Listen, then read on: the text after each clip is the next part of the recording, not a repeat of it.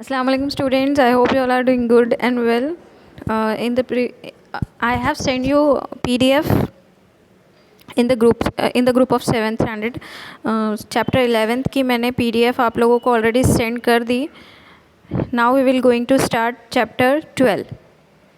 We will going to start it from beginning. हम लोग उसको starting से देखेंगे, थोड़ा बहुत revise भी हो जाएगा आपका, so that will be easy for you to understand.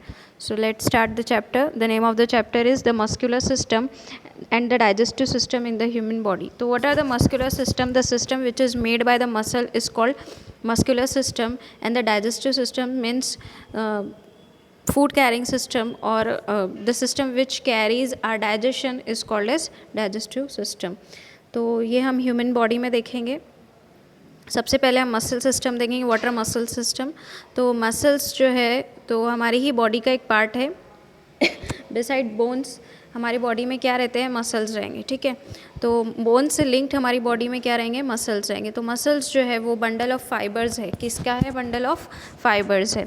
Muscle क्या है? बंडल ऑफ फाइबर्स है, मतलब फाइबर से बने हुए हैं that can contract and relax as required. ठीक है, मसल्स जो है वो बोन से जुड़े हुए रहेंगे, और मसल्स जो बोन से जुड़े हुए रहेंगे बाय मीन्स ऑफ टेंडन्स रहेंगे. ठीक है, इन दोनों के बीच में क्या रहेगा? टेंडन्स रहेगा. टेंडन की मदद से ये जुड़े हुए रहेंगे. I have already explained you this earlier, so इसको ज़्यादा एलेबोरेट करने की ज़रूरत नहीं है. मुझे पता है आप लोगों को अच्छे से समझ में आ गया होगा जब मैंने आपको क्लास में इसको एक्सप्लेन किया है. ओके, सो उसके बाद में हम लोग देखेंगे कि मसल्स जो है हमारी आईलिड से लेके हमारे एल्बो तक, हमारे शोल्डर्स तक, हमारे आर्म्स तक हमारे मसल्स ही मसल्स है.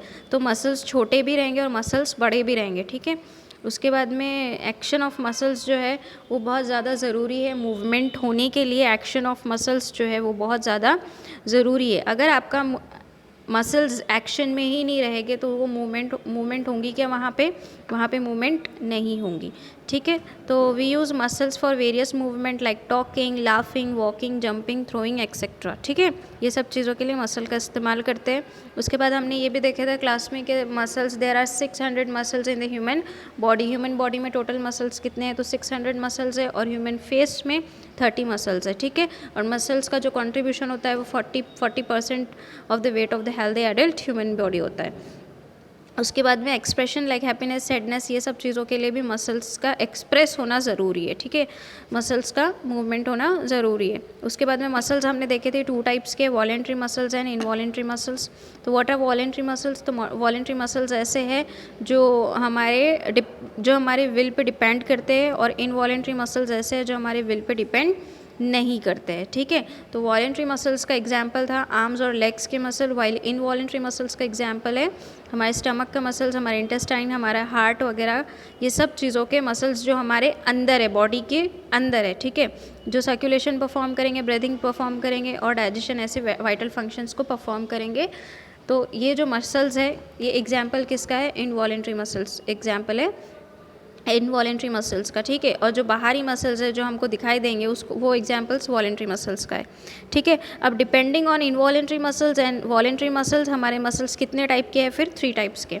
ये भी हम लोग ने क्लास में अच्छे से देखा है.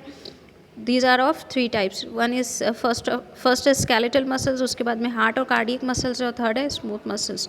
तो स्केलेटल मसल्स ऐसे हैं जो हमारी बॉडी के बाहर रहेंगे, जो हमारी बॉडी को एक शेप देंगे, पर्टिकुलर शेप देंगे, और हमारी बॉडी का एक स्केलेटन फॉर्म करेंगे. ठीक है, तो ये मसल्स को हम क्या बोलेंगे? स्केलेटल मसल्स बोलेंगे, जो हमारा स्केलेटन फॉर्म करेंगे. ठीक है, और ये मसल्स जो है वो वॉलेंट्री रहेंगे. ठीक है, हमारे विल पे डिपेंड रहेंगे.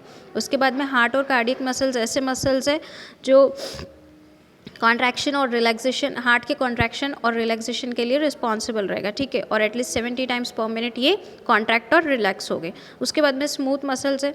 तो हार्ट और कार्डियक मसल्स जो रहेंगे वो इनवॉलेंट्री मसल्स रहेंगे, हमारी विल पे डिपेंड नहीं रहेंगे. उसके बाद में हमारे स्मूथ मसल्स देखे थे हमने कि जो मसल्स हमारे internal organs other than heart के अलावा जो भी हमारा इंटरनल ऑर्गन फॉर्म करेंगे उसको हम स्मूथ मसल्स बोलेंगे.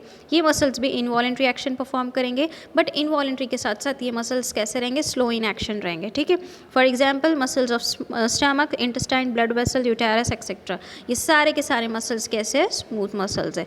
ठीक है, और स्मूथ मसल्स को स्पेशल मसल्स भी कहा गया है. उसके बाद में नेक्स्ट हम लोग ने देखे थे कि muscles of which part of your arm contracted and relax during the about 3 actions. This was your homework. Muscles in our body always work in groups. ये भी हम लोगों का हो गया है कि हमारे जो आर्म का फ्रंट मसल्स रहेंगे, फ्रंट बोन के जो मसल्स रहेंगे उसको हम बाइसेप बोलेंगे.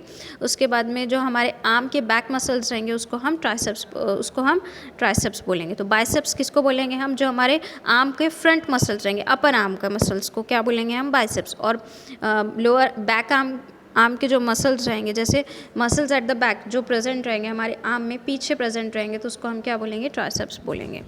उसके बाद में हमने ये देखे थे कि मसल्स की स्टडी को क्या बोलते, तो मसल्स की स्टडी को मायोलॉजी बोलते.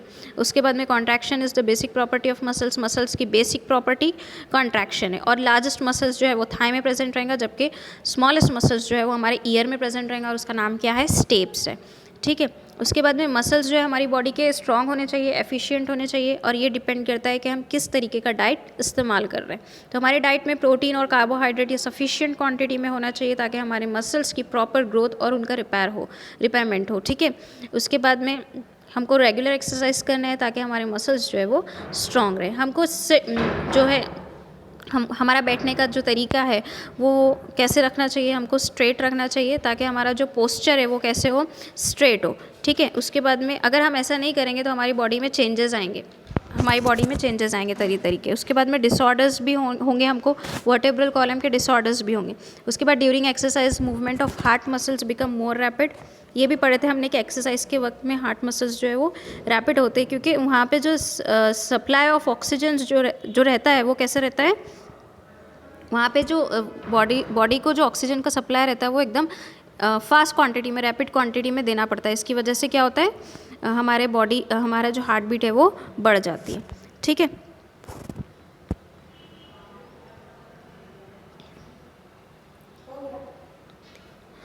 तो this was your revision of chapter 12. ठीक है. Which we had taken already in your classroom. ठीक है. तो ये आपका था रिवीजन चैप्टर 12 का. In the next video will going to start a new topic that is digestive system. ठीक है. हम लोग हमारा नया टॉपिक स्टार्ट करेंगे जो हमारा डाइजेस्टिव सिस्टम से रिलेटेड रहेगा, कि हमारे डाइजेस्टिव सिस्टम की बिगिनिंग कहाँ से होंगी और हमारा डाइजेस्टिव सिस्टम एंड कहाँ पे होगा. ठीक है. So I hope you all get my points clear. So thanks for watching.